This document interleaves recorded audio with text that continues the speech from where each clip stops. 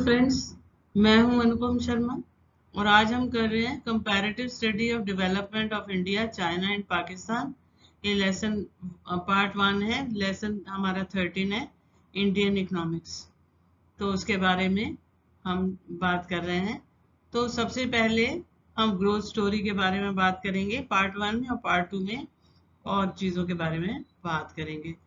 तो आइए देखते हैं। इसमें है strategy of growth of India, China and Pakistan. तीनों का थोड़ा सा सिमिलैरिटीज और थोड़े डिफरेंस को हम देख रहे हैं। लेकिन इससे पहले थोड़ा सा डिस्कशन कर लेते हैं कि इंडिया जो है और पाकिस्तान एक ही कंट्री था, आपको मालूम है, अंडर ब्रिटिश रूल था। और दोनों को जब अंग्रेजों ने स्वतंत्रता दी तो पार्टीशन कर दिया, हिंदुस्तान और पाकिस्तान। और ये 1947 में हुआ। और चाइना को इंडिपेंडेंस मिली 1949 में। तो ये तीन कंट्रीज थे। जब ये इंडिया और पाकिस्तान बन गया इंडिया से, और चाइना, तो ये तीनों कंट्रीज ने अपने अलग अलग तरीकों से उसके बाद डेवलपमेंट अपने देश में करने की कोशिश की आफ्टर इंडिपेंडेंस। तो ये देखिए, सबसे पहले इंडिया और पाकिस्तान को अगर देखें तो इन्होंने मिक्स्ड इकोनॉमी एक्सेप्ट की या बनाई। मिक्स्ड इकोनॉमी क्या मतलब? जहां पर प्राइवेट सेक्टर और पब्लिक सेक्टर मिलके काम करते हैं। और चाइना ने स्टैटिज्म क्या मतलब? सारे उत्पादन के साधनों पर all resources vested in state of China, यानी कि सरकार के हाथ में सारे उत्पादन के साधन थे, सारे फैक्टर्स ऑफ प्रोडक्शन, या ये आप कहिए कि सारे रिसोर्सेज ऑफ द कंट्री का होल्ड और कंट्रोल गवर्नमेंट के पास था। पब्लिक सेक्टर असाइंड की रोल। क्या हुआ कि जब स्वतंत्र हम हुए तो बहुत ज़्यादा गरीबी थी और लोगों के पास बेरोजगारी थी, पैसा नहीं था। तो जो पब्लिक सेक्टर है, जैसे रेलवेज है मान लो, या आपका इलेक्ट्रिसिटी का है, तो इसमें ह्यूज इन्वेस्टमेंट की जरूरत होती है, बहुत ज़्यादा निवेश की जरूरत होती है, जो प्राइवेट आदमी के पास था नहीं। इसलिए उन्होंने पब्लिक सेक्टर में बड़े बड़े हैवी इंडस्ट्रीज को रख लिया और बाकी छोटे थोड़ा बहुत प्राइवेट सेक्टर को रखा। लेकिन जो चाइना था उसने मिक्स्ड इकोनॉमी नहीं ली, वो टोटली स्टेट कंट्रोल्ड रही, सारा पब्लिक सेक्टर रहा। और इनवर्ड लुकिंग स्ट्रेटजीज मतलब क्या है कि उन्होंने, चाहे इंडिया था चाहे पाकिस्तान था, इन्होंने अपनी इंडस्ट्री को प्रोटेक्ट करने के लिए, मैंने कहा कि बहुत ज़्यादा गरीबी थी और छोटे छोटे उद्योग थे, उनको सेव करने के लिए इम्पोर्ट जो है वो कम रखा और अपनी ज़्यादा जो प्रोटेक्शन दी अपनी जो इंटरनल अपने उद्योग थे उनको दिया। तो इसलिए ज़्यादा इम्पोर्ट पर नहीं दिया, क्योंकि इम्पोर्ट करने से अपनी जो इंडस्ट्री है वो शायद compete ना कर पाती, फॉरेन कंट्रीज के प्रोडक्ट से compete ना कर पाती। इसलिए इन दोनों ने, इंडिया और पाकिस्तान दोनों ने, ज़्यादातर इम्पोर्ट्स पर रोक लगाई अपनी, लेकिन थोड़ा बहुत विदेशों से व्यापार चल रहा था। और इसी तरह से जो चाइना था, ये तो बिल्कुल ही इनका भी यही था कि इन्होंने विदेशों से कोई काम नहीं था, ये अपने ही देश में अपनी इंडस्ट्री को प्रोटेक्ट कर रहे थे। इसीलिए इंडिया और पाकिस्तान दोनों ने अलग जो विदेशों से जो व्यापार था उसको लिमिटेड रखा, जहां जरूरी था वहां रखा, क्योंकि उन्होंने संरक्षण की नीति अपनाई अपने देश के उद्योगों को प्रोटेक्ट करने के लिए। और चाइना तो क्लोज्ड इकोनॉमी था, इन्होंने इंपोर्ट एक्सपोर्ट सबको बंद कर रखा था। तो ये हमने थोड़ा सा कंपैरिजन किया है कि एक तो मिक्स्ड इकोनॉमी जहां प्राइवेट और पब्लिक सेक्टर साथ साथ काम करते हैं, लेकिन पब्लिक सेक्टर को ज़्यादा जो है सरकार ने जो है उस पर कंट्रोल रखा, पब्लिक सेक्टर बनाया जिसमें हैवी इंडस्ट्रीज को रखा, जहां पर कि प्राइवेट आदमी इन्वेस्ट शायद नहीं कर सकता था। और ऐसे ही उन्होंने ऐसी स्ट्रेटजीज बनाई जिससे कि अपने जो छोटे उद्योग हैं उनको प्रोटेक्ट किया जा सके। और इसके बाद यहाँ पर हमारे विदेशों से व्यापार जो था वो लिमिटेड था और चाइना का तो बिल्कुल ही क्लोज था। तो अब हम देख रहे हैं ग्रोथ स्टोरी ऑफ चाइना। तो जो चाइना की जीडीपी ग्रोथ है वो 2017 में 12.40 ट्रिलियन यूएसडी मतलब यूएस डॉलर्स में थी और ग्रोथ रेट था 9%। और 1980 तक आते आते ग्रोथ रेट हो गया 10%। तो चाइना ने कौन सी पॉलिसीज अपनाई? पहले 1956 में अपनाई ग्रेट लीप फॉरवर्ड। इसका मतलब यह है कि उन्होंने जो अपने नागरिकों को, चाहे वो शहरों में थे चाहे वो गांव में थे, उन्होंने उनको अपने घर के पिछले हिस्से में उद्योग खोलने की इजाजत दी। दूसरा सिस्टम उनका था कम्यून सिस्टम। गांव में जो है एग्रीकल्चर है वो कम्यून सिस्टम में सारे प्लॉट्स को इकट्ठा करके सब कलेक्टिव फार्मिंग करते थे। फिर उसके बाद ग्रेट प्रोलिफिकेशन कल्चरल रिवॉल्यूशन, उसमें उन्होंने अपने प्रोफेशनल्स को और स्टूडेंट्स को गांव में भेजा वहां पर काम करने के लिए और साथ साथ लर्न करने के लिए। और रिफॉर्म हुए फिर 1978 में, कहाँ पर? एग्रीकल्चर में, ट्रेड में, इन्वेस्टमेंट में। तो अब क्या हुआ, पहले कम्यून था, कलेक्टिव फार्मिंग हो रही थी। अब उन्होंने क्या किया कि कम्यून जो लैंड थी उसको छोटे छोटे प्लॉट्स में डिवाइड कर दिया और उनको अलग अलग व्यक्तियों को दे दिया, है ना, divided distributed to individual household. अब उन लोगों को क्या करते थे, अब पहले तो बिल्कुल पूरा सरकारी था, अब उन्होंने क्या किया कि कुछ टैक्स देकर, सरकार को टैक्स देकर बाकी वो मार्केट में बेच सकते थे। ठीक है। और reforms were initiated in industrial sector as local collectives were allowed to, मतलब इसमें क्या किया उन्होंने, शहरों में भी, इंडस्ट्री में भी उन्होंने कहा कि अच्छा आप अपना काम कर सकते हैं, कुछ फिक्स्ड कोटा और फिक्स्ड प्राइस पर कोई सामान सरकार से लेना है या बेचना है, वो फिक्स प्राइस पर होगा, कोटा भी फिक्स होगा, बाकी वो मार्केट में बेच सकते हैं। ठीक है। तो इसलिए इसको कहते हैं डुअल प्राइसिंग सिस्टम, मतलब सरकार को अलग प्राइस और मार्केट में वो जो बेचना चाहे जिस प्राइस पे वो बेच सकते हैं। और ये था स्पेशल इकोनॉमिक जोन्स, ये SEZ कहलाते हैं। यहाँ पर उन्होंने क्या किया कि जो चाहे वो एग्रीकल्चर था चाहे वो इंडस्ट्री थी, वहाँ इकोनॉमिक जोन्स बनाए, वहाँ पर लोगों को काम करने के लिए बहुत इंसेंटिव दिए गए और टैक्स में छूट जैसे दे दी गई, ताकि बाहर की कंट्री के लोग, बाहर के इन्वेस्टर आ जाए काम करने और देश के भी जो इन्वेस्टर हैं वो अट्रैक्ट हों काम करने के लिए। तो China achieve record growth in exports by 2010। तो ये जो हुआ ये कैसे हुआ, GDP growth was achieved through FDI. FDI foreign direct investment, बाहर के देशों से निवेश प्राप्त करना। 100% इक्विटी पे उन्होंने कहा। तो ये क्या किया कि जो बाहर के लोग हैं वो आके या अपने देश में लोग हैं इन्वेस्ट करें, 100% इक्विटी पे है, तो सारी मतलब लाभ और हानि सब वही उठाएंगे। और इससे जो है उन्होंने, अब अपने देश में अगर निवेश होगा तो रोजगार भी लोगों को मिलता है। तो इस तरह से उन्होंने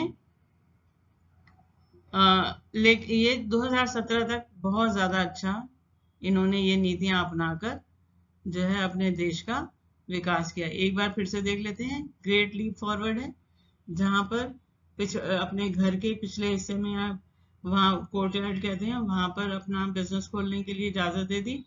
कम्यून सिस्टम था जिसमें कलेक्टिव फार्मिंग हो रही थी और फिर उसमें उन्होंने अपने प्रोफेशनल्स को गांव में भेजा सीखने के लिए और काम करने के लिए। और फिर उसके बाद आए जो मेन आए रिफॉर्म आए 1978 में, agriculture, trade and investment. Agriculture में क्या किया, पहले कम्यून थे, कलेक्टिव फार्मिंग हो रही थी, उसकी जगह उन्होंने जो फार्मिंग है वो अलग अलग छोटे छोटे अलग अलग लोगों को छोटे छोटे प्लॉट्स दे दिए ताकि उसमें फार्मिंग करे, गवर्नमेंट को टैक्स दे, बाकी मार्केट में बेचने की इजाजत दे दी। ऐसे ही इंडस्ट्री में किया, उनको भी काम करने की इजाजत मिली। वो फिक्स कोटा और फिक्स प्राइस पर इनपुट्स और आउटपुट दोनों सरकार को कुछ हिस्सा, मतलब कुछ कोटा देंगे, बाकी सब वो मार्केट में बेच पाएंगे। ठीक है। और बनाए क्या किया, डुअल प्राइसिंग जैसे था सिस्टम, कि जिसमें सरकार को वो जो सरकार की कीमत पर और बाकी बचा हुआ माल मार्केट कीमत पर दे सकते थे। और स्पेशल इकोनॉमिक जोन्स बनाना मतलब कि एक उन्होंने ऐसी मतलब जगह बनाई जहां पर इंडस्ट्री खोल सकते हो या एग्रीकल्चर कर सकते हो, और वहां पर फॉरेन इन्वेस्टर को इनवाइट करने के लिए टैक्स रिफॉर्म्स दे दिए, अपने लोगों को के लिए भी, और अन्य प्रकार की सुविधाएं दे दी, इंसेंटिव्स दिए, ताकि लोग अट्रैक्ट हों देश में उत्पादन करने के लिए और बाहर के लोग भी आ जाएं। इसके अलावा चाइना ने जो ग्रोथ में एक्सपोर्ट्स जो बढ़ गए उसके 2010 में, है ना। और उन्होंने ये कैसे किया, एफडीआई। एफडीआई मतलब फॉरेन डायरेक्ट इन्वेस्टमेंट, दूसरे देशों से इन लोग आके इन्वेस्ट करें, 100% इक्विटी पे है तो लोग अट्रैक्ट होंगे, चाहे वो अपने और अपने देश में भी उन्होंने लोगों को काम करने के लिए उकसाया, उत्साहित किया। तो by 2017 GDP growth slow down, reason slow down in global economy. लेकिन 2017 के बाद थोड़ा स्लो डाउन हुआ, डोमेस्टिक डिमांड स्लो डाउन। तो उनका कारण उन्होंने कहा कि वो लोग ज्यादा सेव करने लगे थे, और करप्शन इन द इकोनॉमी थी बहुत ज्यादा, और माइग्रेशन ऑफ स्किल्ड लेबर, जो काम करने वाले जो एक्सपर्ट थे, स्किल्ड लेबर थी, वो विदेशों में माइग्रेट करने को तैयार हो गई। और एनवायरमेंटल डिग्रेडेशन वो इसलिए हुआ कि क्योंकि जब बहुत ज़्यादा डेवलपमेंट होती है तो पेड़ों का कटना और सॉइल का खराब हो जाना, इनफर्टिलिटी वगैरह हो जाता है। तो इस तरह से ये है ग्रोथ स्टोरी जो उन्होंने पॉलिसीज बनाई ताकि उनके देश का विकास हो सके। और अब हम कर रहे हैं growth of India and Pakistan. तो हम सबसे पहले ग्रोथ से शुरू करते हैं इंडिया। तो आफ्टर इंडिपेंडेंस आपको मालूम है कि ब्रिटिश रूल था, और हमारे सारे जितने भी रिसोर्सेज थे उनका एक्सप्लॉयटेशन बहुत बुरी तरीके से हुआ। हमारे एग्रीकल्चर बिल्कुल भी आगे नहीं बढ़ सकी, इंडस्ट्री बिल्कुल आगे नहीं बढ़ी, उन्होंने अपने ही इंडस्ट्री को आगे बढ़ाया। तो इस तरह से जब हम 1947 में इंडिया आज़ाद हुआ तो पाकिस्तान पार्टीशन हो गया, पाकिस्तान बन गया, और दोनों ही कंट्रीज में गरीबी और इलिटरेसी, यानी बिल्कुल लोग शिक्षित नहीं थे, पढ़े लिखे नहीं थे, गरीबी का बुरा हाल था, नौकरियां नहीं थी, बहुत बुरा हाल था। ऐसे था कि जैसे सरकार आज़ाद हुए हैं तो नए सिरे से ही बिल्कुल शुरू करना था। तो इसलिए भारत में लेते हैं प्लान बेस्ड डेवलपमेंट मॉडल, मतलब 5 ईयर प्लान जो है इंट्रोड्यूस हुए, जिसमें हमने 51 से शुरू किया। पहला प्लान 51 से 56 तक था। तो हमने क्या किया, पब्लिक सेक्टर जो था बहुत बड़ा रखा, प्राइवेट सेक्टर छोटा था। कारण कि लोग गरीब थे, इन्वेस्ट करने के लिए उनके पास तो पैसा नहीं था। तो बड़े बड़े उद्योगों के लिए बहुत ह्यूज इन्वेस्टमेंट चाहिए, रेलवे है, स्टील प्लांट्स हैं, और इलेक्ट्रिसिटी वगैरह है। तो इस सब के लिए लोगों के पास पैसा नहीं था, तो इसलिए हमने जो पब्लिक सेक्टर है उसको बढ़ा रखा। और दूसरी countries limited integration with other global economies, क्योंकि हम चाहते थे कि हमारे घरेलू उद्योग जो हमारे इंडस्ट्री अपने देश की है उसको प्रोटेक्ट करने के लिए, कि इंपोर्ट होगा तो कम्पीट नहीं कर पाएंगे, इसलिए उन्होंने बहुत लिमिटेड रखे। और फिर आया फेज 2, ये 1991 का है जब हमने रिफॉर्म्स इंट्रोड्यूस किए। उसमें क्या किया, हमने प्राइवेटाइजेशन पे जोर दिया। अब बहुत सारे उद्योग जो पब्लिक सेक्टर में थे वो किस में आ गए, प्राइवेट सेक्टर में आ गए। कुछ कंबाइंड रहे कि पब्लिक भी कर सकती है, प्राइवेट भी हो सकता है, मतलब सरकार भी कर सकती है और प्राइवेट भी कर सकते हैं, और कुछ बिल्कुल पब्लिक सेक्टर में ही रहे। लिबरलाइजेशन कर दिया, मतलब विदेशों से व्यापार शुरू कर दिया, फॉरेन ट्रेड शुरू हो गया, एक्सपोर्ट को बढ़ावा दिया गया और greater integration with global economy. अब पूरे दुनिया के साथ हमारे जो संबंध है बढ़िया हो गए और हमेशा व्यापार से ही होते हैं।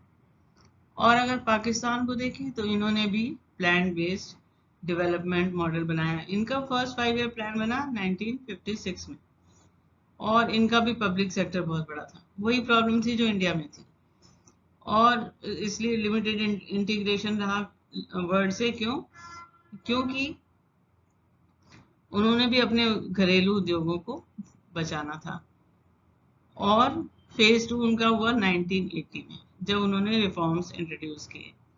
तो प्राइवेटाइजेशन वही, liberalization, export promotion, greater integration with the world economy. इनकी जीडीपी जो थी वो 2637 बिलियन यूएसडी इन 2020 में बिलियन है। और ये जो है इसका इकोनॉमिक स्लोडाउन शुरू हो गया 2008 में क्योंकि बहुत ज़्यादा टेररिज्म आ गए। तो ना तो डोमेस्टिक ना तो फॉरेन इन्वेस्टर यहाँ इन्वेस्ट करना चाहता था। करप्शन बहुत ज़्यादा बढ़ गया, पॉलिटिकल इंस्टेबिलिटी, रोज़ नई सरकार, रोज़ एक गिराई दूसरी आ गई। तो इसलिए जीडीपी ग्रोथ जो है 3.75% ही रह गई। इंडिया की बात करें तो हमने जो है एग्रीकल्चर लैंड रिफॉर्म्स किए, खूब अच्छे बीज, मॉडर्नाइजेशन किया, अच्छी खाद का इस्तेमाल किया, ग्रीन रेवोल्यूशन आया। हम ना ही केवल इंडिपेंडेंट हो गए अनाज में, है ना, वीट में, तो हम एक्सपोर्ट भी करना शुरू हो गए। रूरल इंफ्रास्ट्रक्चर को हमने बनाया, वाइट रेवोल्यूशन आया, दूध का रेवोल्यूशन जिसे कहते हैं। बायोटेक टेक्नोलॉजी का इस्तेमाल किया और इंडस्ट्रियल ग्रोथ हमारी 21-22 में 11.3% थी, जो काफ़ी अच्छी। फिर उसके बाद सर्विस सेक्टर हमारा बहुत ज़्यादा ऊंचा उठा। टेलीकॉम इंडस्ट्री हमारी बहुत है, आप सुनते रहते हैं बच्चों को इतने हाई पैकेज, इतने लाख का पैकेज मिला है। तो बहुत आईटी इंडस्ट्री ने इम्प्रूव किया, बीपीओ बने, न्यू जॉब्स क्रिएट हुई। आईटी इंडस्ट्री ने बहुत लोगों को रोजगार दिया। 54% of GDP from service sector. और इंफ्रास्ट्रक्चर है, इलेक्ट्रिसिटी, हेल्थ केयर, ये सब हमारे देश में बहुत ज़्यादा बढ़े और जीडीपी हुआ 2020 2.623 ट्रिलियन। हमारा ट्रिलियन है, उनका बिलियन है। तो एक जो हमने यहाँ पाकिस्तान और इंडिया ने दोनों ने प्रमोट किया एफडीआई, फॉरेन डायरेक्ट इन्वेस्टमेंट। ये बहुत ज़रूरी था, विदेशी कंपनियां आके यहाँ इन्वेस्ट करें और यहाँ पर लोगों को जॉब मिले और अच्छी हमारे देश की जीडीपी ग्रोथ बढ़े। तो बच्चों, अगर आपको मेरा ये वीडियो पसंद आया तो लाइक और शेयर करें, सब्सक्राइब करें और बेल आइकन का बटन ज़रूर दबाएं। Thank you.